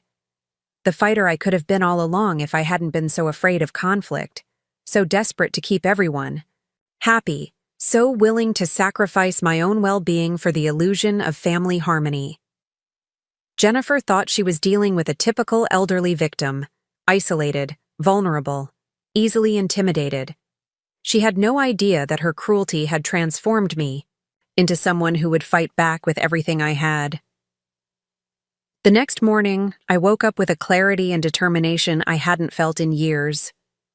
I was going to stop Jennifer Brooks, not just for myself, but for every elderly person she might target in the future. And if my son chose to stand with a criminal instead of his mother, then he would learn that some choices have permanent consequences. The war was escalating, but I was no longer fighting just to recover my money. I was fighting to expose a predator and protect other families from the devastation she had brought to mine. Jennifer had made one crucial mistake. She had underestimated exactly how dangerous a 70-year-old woman with nothing left to lose could be. She was about to find out. 3 weeks after Jennifer's failed competency hearing, I executed the move that would end her reign of financial terror once and for all. But first, she made one last desperate attempt to destroy me that revealed the true depths of her evil. I was in my garden early Monday morning, tending to the roses Robert had planted years ago, when my phone rang. The caller ID showed a number I didn't recognize, but when I answered, I heard a small, frightened voice that made my heart stop. "Grandma Dorothy?" It was Sophia, and she was crying. "Sophia, sweetheart, what's wrong? Why are you calling me?" "Mommy said I had to call you and tell you something, but I don't want to," she sobbed. "She said if I don't do it, Daddy will go to jail and it will be your fault." My blood turned to ice. Jennifer was using my 8-year-old granddaughter as a weapon against me. "Sophia, honey, you don't have to say anything you don't want to say. Can you put Daddy on the phone?" "He's not here. Mommy said he doesn't know about this call." "Grandma, I'm scared. Mommy has been yelling a lot, and she said you're trying to hurt our family." "Sophia, listen to me very carefully. Your daddy is not going to jail because of me, and you don't have to make any phone calls you don't want to make. Where's your sister?"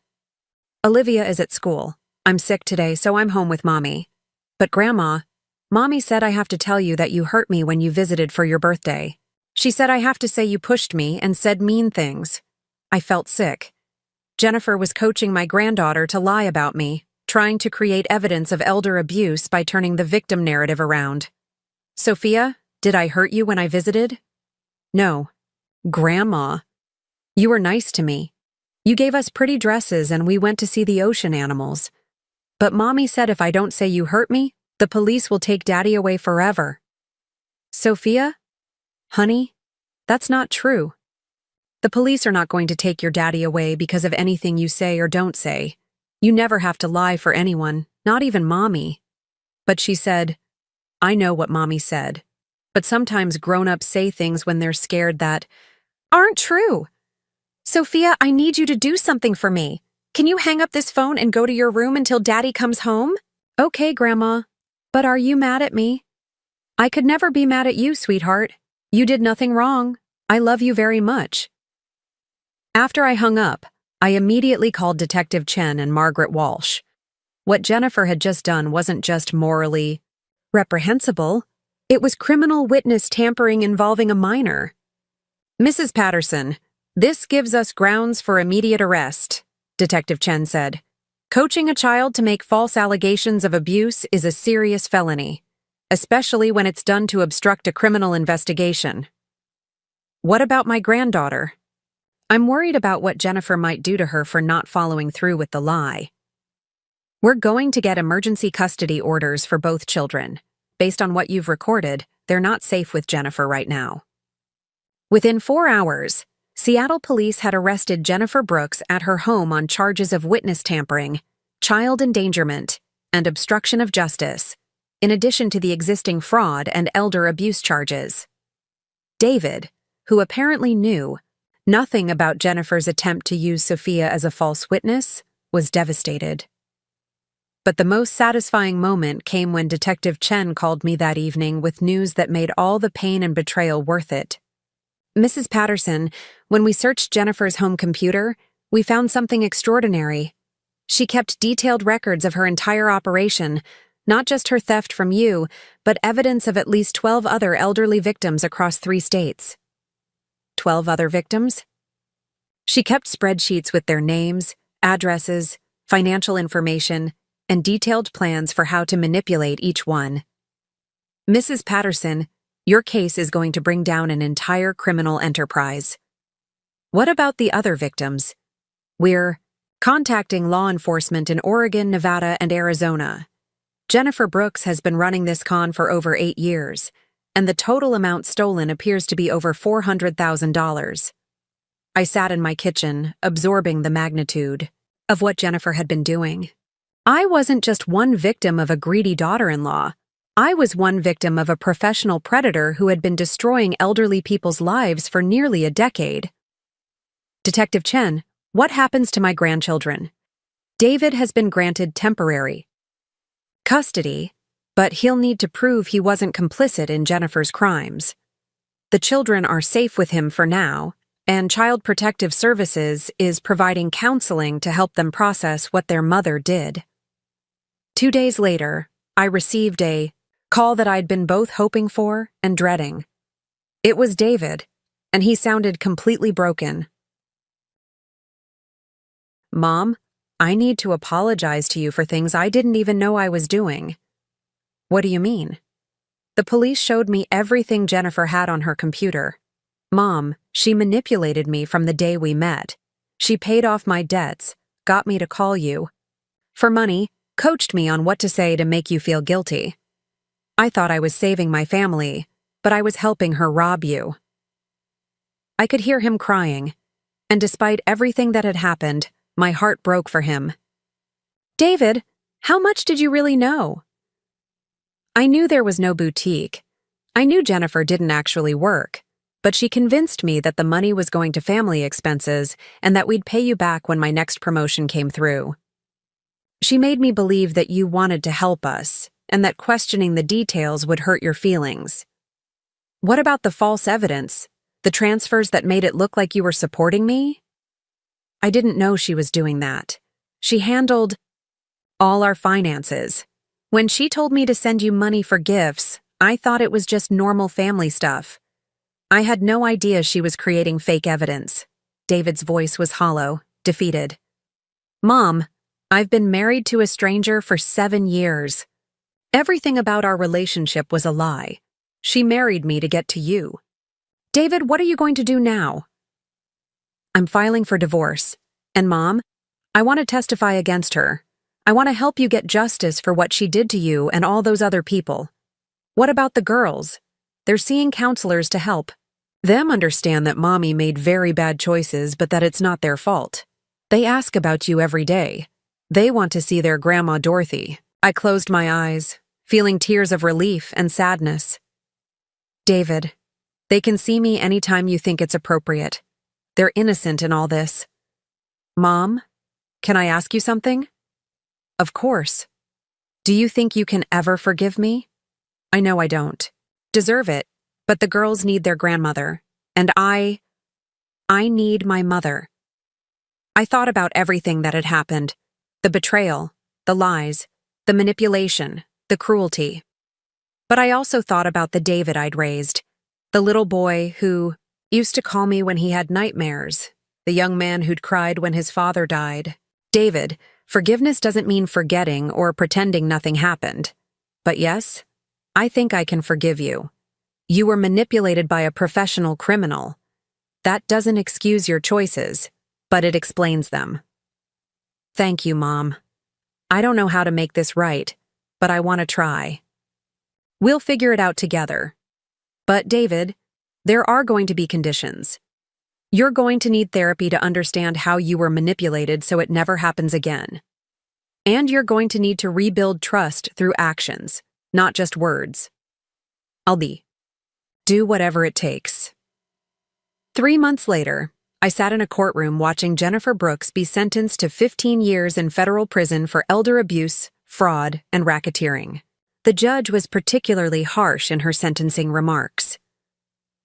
Ms. Brooks, you have systematically targeted some of our most vulnerable citizens, elderly people who were grieving, isolated, and trusting. You didn't just steal their money, you stole their faith in family, their sense of security, and their ability to trust others. The damage you've caused goes far beyond financial harm.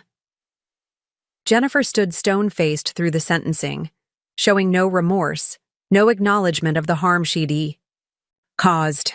As she was led away in handcuffs, she looked directly at me with an expression of pure hatred. I felt nothing. No satisfaction, no anger, no sadness. Just the quiet peace that comes from seeing justice served. But the real resolution came 6 months later, when I was hosting Sophia and Olivia for a weekend at my cottage. We were making cookies in the kitchen when Sophia asked me a question that broke my heart and healed it at the same time. Grandma Dorothy, why did Mommy do bad things to you? I knelt down to her level, choosing my words carefully. Sometimes, sweetheart, people make very bad choices because they care more about money than they care about hurting other people. But you're family. Families are supposed to love each other. Real families do love each other, Sophia. But just because someone is related to you doesn't mean they're real family. Real family are the people who take care of you, protect you, and love you even when it's hard. Olivia looked up from her cookie dough. Like Daddy? He said he's sorry he didn't protect you from Mommy. Yes, like Daddy. He made mistakes, but he's working very hard to make better choices now. Are you our real family, Grandma? I will always be your real family, girls. No matter what happens, no matter how far away you are, you can always count on me to love you and protect you. That evening, after the girls were asleep in the guest room, David and I sat on the porch watching the sunset over the Pacific. He'd been coming to these weekend visits for 3 months, slowly rebuilding our relationship through consistent actions rather than grand gestures. Mom, I got the final paperwork today, he said quietly. The restitution came through. You're getting back $127,000, the original amount plus interest and damages. What about the other victims? They're getting their money back too. Jennifer had hidden assets in accounts across 3 states, and the federal prosecutors froze everything. Turns out she was actually pretty wealthy from years of stealing from elderly people. I nodded, but the money had stopped being the most important thing months ago. David, what have you learned from all this? He was quiet for a long moment, staring out at the ocean. I learned that I was so afraid of conflict, so desperate to keep everyone happy, that I let myself be used to hurt the person I should have been protecting. I learned that love without respect isn't really love at all. And what are you going to do differently? I'm going to teach the girls that real family doesn't manipulate or use each other. I'm going to show them what healthy relationships look like. And Mom, I'm going to spend the rest of my life making sure you know that you matter, that you're valued, and that you never have to question whether your family loves you. David, you don't have to spend your life making up for this. Yes, I do. Not because I have to, but because I want to. Mom, you saved not just yourself when you fought back against Jennifer, you saved me and the girls too. If you hadn't exposed her, she would have eventually destroyed all of us. As we sat there in the gathering dusk, I reflected on the year that had changed everything. 12 months ago, I had been a naive woman who thought family meant accepting any treatment people chose to give me. I had been so afraid of being alone that I had allowed myself to be exploited, manipulated, and abused. But Jennifer's cruelty had awakened something in me that I'd never known existed. the strength to demand respect, the courage to fight back, and the wisdom to know the difference between real love and manipulation. The money I'd recovered was substantial, but the real treasure was the relationship I'd rebuilt with David and the one I was building with my granddaughters. These weren't relationships based on guilt, obligation, or financial dependency. They were based on genuine love, respect, and choice. 6 months later, I sold my cottage in Mendocino and moved to Seattle to be closer to David and the girls. Not because they needed me to take care of them, and not because I needed them to take care of me, but because we genuinely enjoyed each other's company and wanted to be a real family. I bought a small house 10 minutes from David's new apartment. Close, enough to be involved in the girls' daily lives, far enough to maintain our independence. Sophia and Olivia came for dinner twice a week and spent every other weekend with me. We talked openly about what had happened with their mother, about how to recognize manipulation, and about what real love looks like. David had individual therapy for a year to understand how he'd been manipulated and to develop the skills to recognize and resist emotional exploitation. We also did family therapy together, working through the betrayal and rebuilding trust through honest communication and consistent actions. The most healing moment came almost 2 years after Jennifer's arrest, when Sophia presented me with a school project she'd done about heroes. She'd written about me, calling me the grandmother who was brave enough to stop the bad people. "Grandma Dorothy," she said as I read her essay. "My teacher said heroes are people who do the right thing, even when it's scary. Were you scared when you fought against Mommy?" "Yes, sweetheart, I was terrified. But sometimes being brave means doing the right thing even when you're scared. I want to be brave like you when I grow up." "You already are brave, Sophia. You were brave when you called to tell me about what Mommy wanted you to say. You chose to tell the truth even when you were scared." Olivia looked up from her homework. "Grandma, will you teach us how to be strong like you?" "I'll teach you that you never have to accept being treated badly just to keep the peace. I'll teach you that real family lifts you up, doesn't tear you down. And I'll teach you that it's never too late to stand up for yourself." Today, at 72, I'm living a life I couldn't have imagined 3 years ago. I volunteer with an organization that helps elderly victims of financial abuse. I speak at conferences about recognizing and preventing elder exploitation. I've helped dozens of people who found themselves in situations similar to mine. But most importantly, I've learned that the best revenge isn't revenge at all. It's living well, loving authentically, and refusing to let other people's cruelty make you cruel in return. Jennifer Brooks is serving her 15-year sentence and will likely face additional charges as more victims come forward. She still shows no remorse, still claims she was helping families by redistributing wealth more efficiently. David has rebuilt his life from the ground up. He's debt-free, emotionally, healthy, and raising 2 daughters who understand the difference between love and manipulation. He still apologizes sometimes for what happened, but I tell him the same thing every time. We can't change the past, but we can choose what we do with the future. And me? I'm exactly where I'm supposed to be. I'm surrounded by people who choose to love me, not because they need something from me, but because they genuinely enjoy my company. I have a relationship with my granddaughters that's based on mutual respect and affection. I have a son who has learned to value integrity over convenience. Most importantly, I have something I didn't have 3 years ago: unshakable confidence in my own worth. I know that I deserve to be treated with respect. I know that love without respect isn't love at all. And I know that it's never too late to stop accepting less than you deserve. Jennifer thought she was teaching me that I was a useless burden who had to buy love with money. Instead, she taught me that I was a strong woman who refused to be anyone's victim.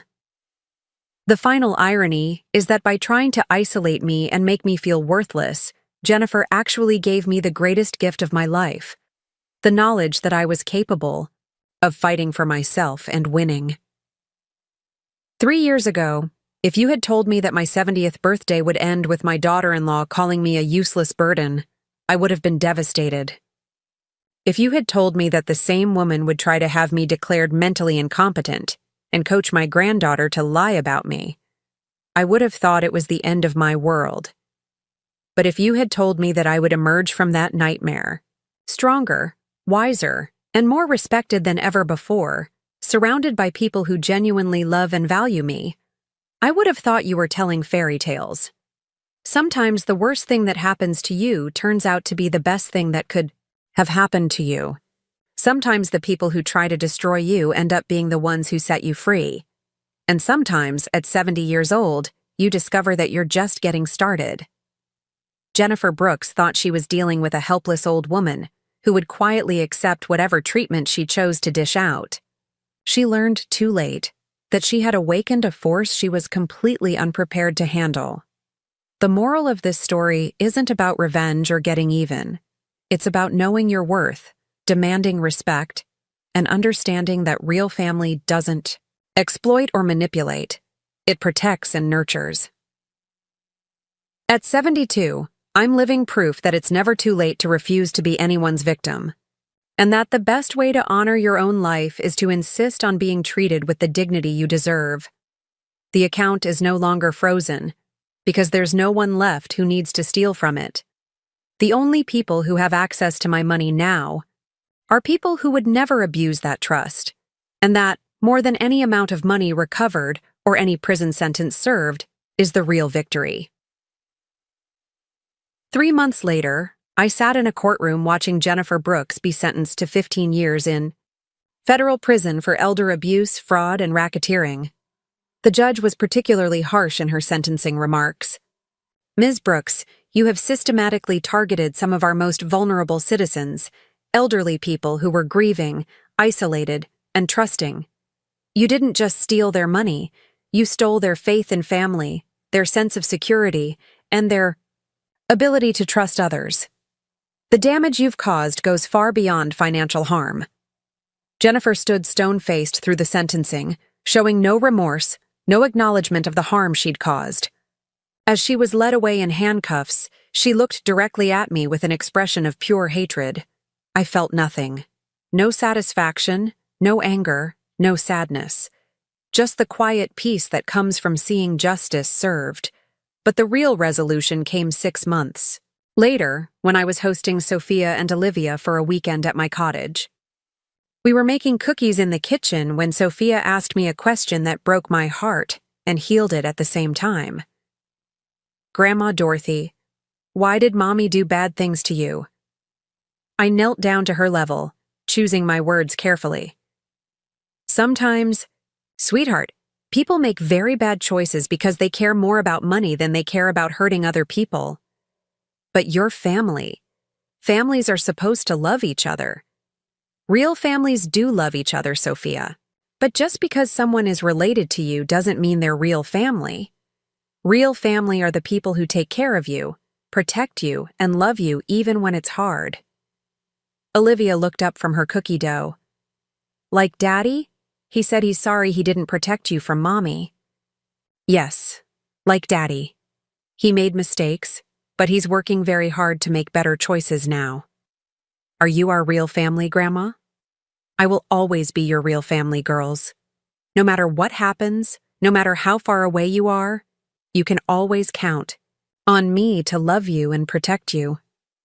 That evening, after the girls were asleep in the guest room, David and I sat on the porch watching the sunset over the Pacific.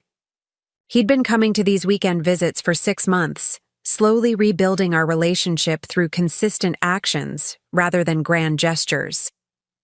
"Mom, I got the final paperwork today," he said quietly. "The restitution came through.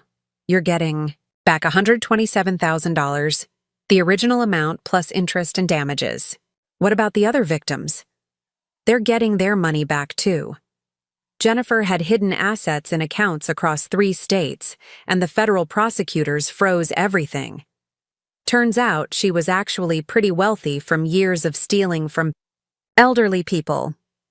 I nodded, but the money had stopped being the most important thing months ago.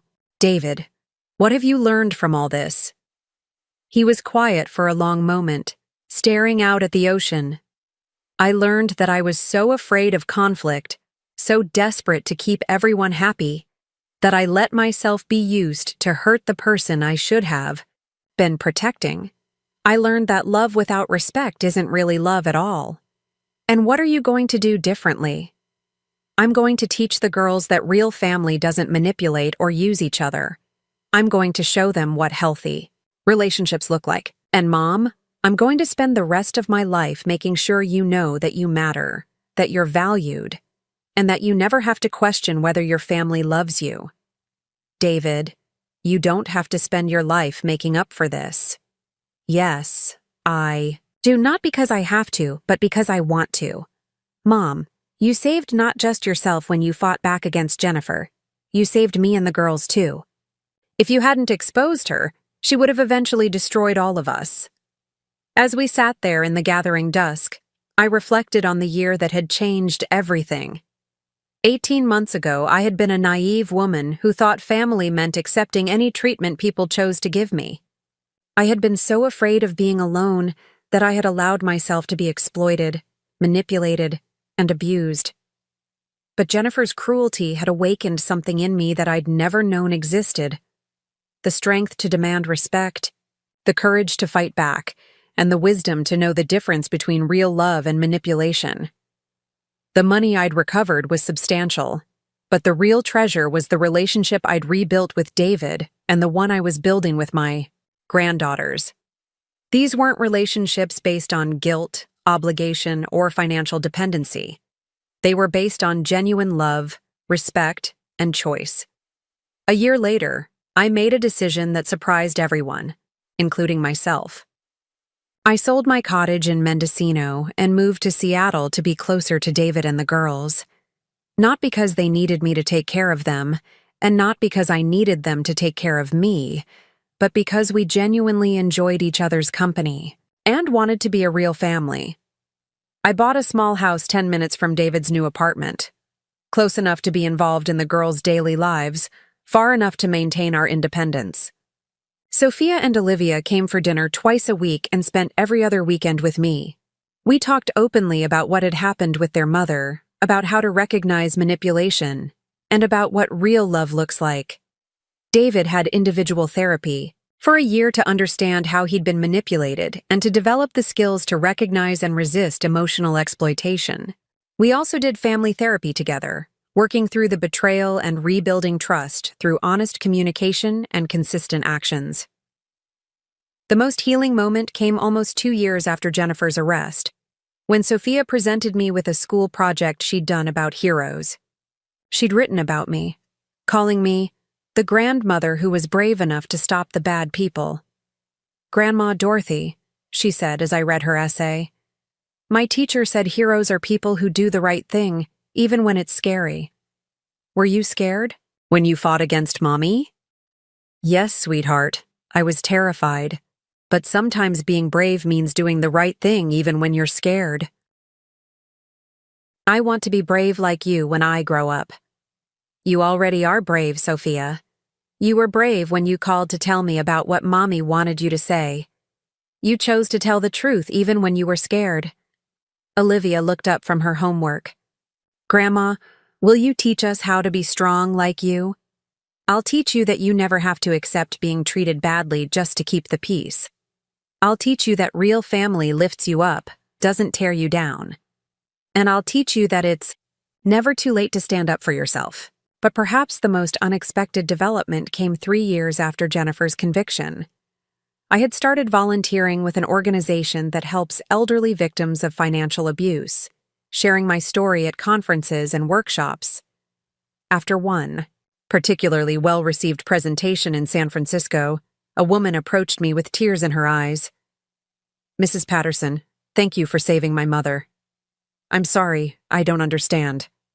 My name is Linda Martinez. Patricia Martinez in Phoenix. She was one of Jennifer Brooks's victims. After your case broke, my mother found the courage to come forward about what had happened to her. She got her money back, and more importantly, she learned that what happened to her wasn't her fault. How is your mother doing now? She's wonderful. Strong, confident, happy. She says listening to your story taught her that being 75 doesn't mean you have to accept being a victim. She's become an advocate, too. She speaks at senior centers about financial scams. Over the next hour, Linda told me about her mother's transformation from a ashamed, isolated victim to a powerful advocate for elder protection. Patricia had used her restitution money to start a support group for elderly fraud victims and had helped expose 2 other financial predators in the Bandian, Phoenix area. Mrs. Patterson, your courage created a ripple effect. Because you fought back, my mother fought back. Because my mother fought back, 3 other families have been saved from similar scams. You didn't just save yourself, you started a movement. As I drove home from that conference, I realized that Jennifer's cruelty had done something she never intended. It had created an army of elderly advocates who refused to be silent victims. Every person who heard my story and found the courage to stand up for themselves was a victory Jennifer couldn't take away. Today, at 74, I'm living a life I couldn't have imagined 5 years ago. I speak regularly about elder abuse prevention. I mentor other seniors who've been financially exploited, and I've helped establish new laws in California to better protect elderly people from family financial abuse. But most importantly, I'm surrounded by people who choose to love me, not because they need something from me, but because they genuinely enjoy my company. I have a relationship with my granddaughters that's based on mutual respect and affection. I have a son who has learned to value integrity over convenience. Sophia, now 13, recently told me she wants to become a lawyer specializing in protecting elderly people. Grandma, you showed me that when bad people hurt someone, good people have to fight back. Olivia, 13 as well, has inherited my love of gardening and spends hours with me in my backyard, learning to grow vegetables and flowers. Grandma Dorothy, she said recently, I'm glad Mommy went to prison because now I know what a real grandmother is supposed to be like. David has rebuilt his life from the ground up. He's debt-free, emotionally healthy, and raising 2 daughters who understand the difference between love and manipulation. He still apologizes sometimes for what happened, but I tell him the same thing every time.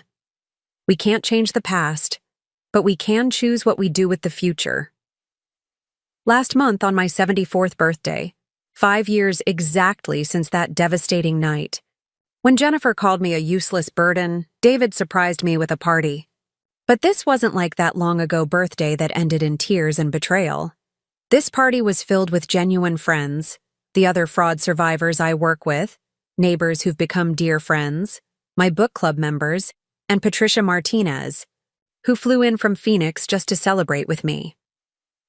As we sat around my dining room table sharing stories and laughter, Sophia raised her glass of sparkling cider and made a toast that brought tears to my eyes.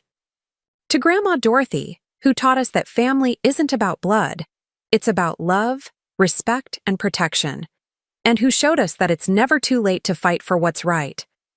Everyone cheered, and I looked around the table at these people who had chosen to be part of my life.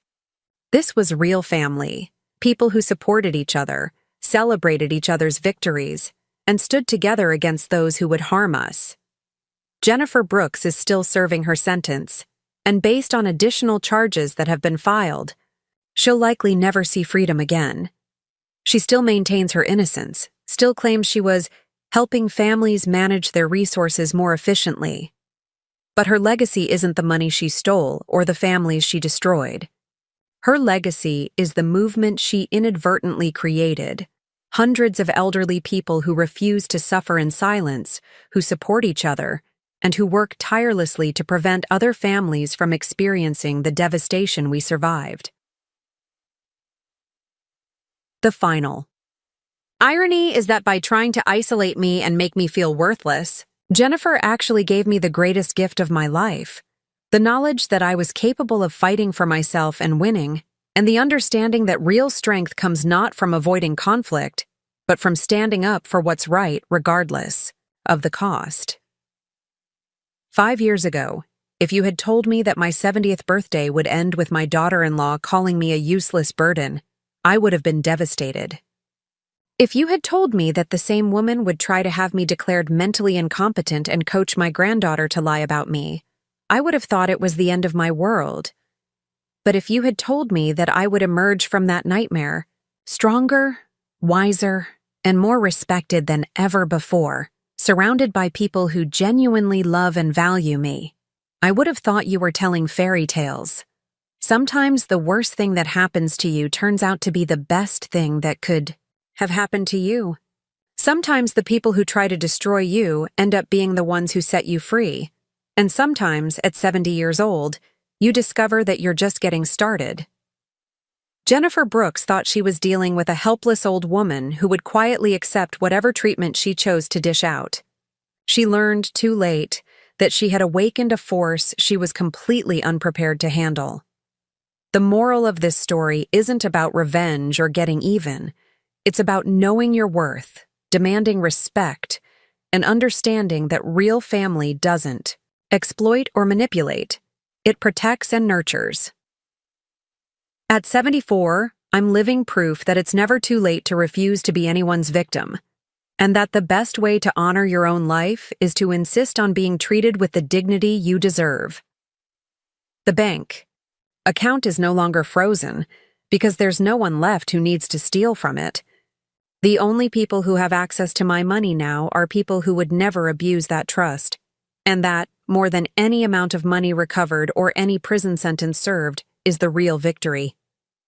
But perhaps the greatest victory of all is the letter I received last week from a woman in Texas named Margaret Thompson, one of Jennifer's other victims. Dear Mrs. Patterson, you don't know me, but your courage saved my life. When I heard your story on the news, I realized that what my stepson's girlfriend had done to me wasn't my fault, wasn't something to be ashamed of, and wasn't something I had to accept.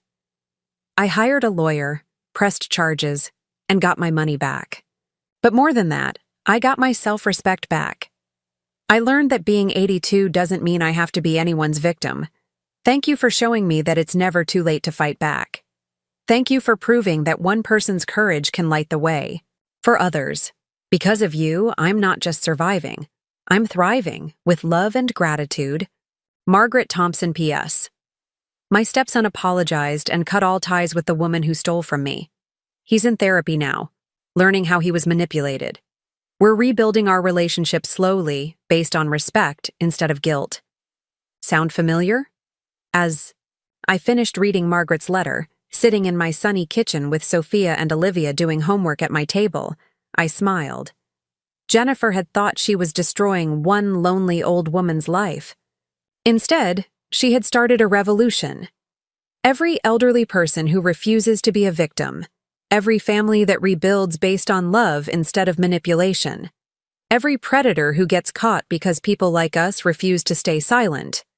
All of it traces back to one 70-year-old woman who decided she'd had enough. Jennifer called me a useless burden. But the truth is, I'm one of the most useful people I know. I use my experience to protect others.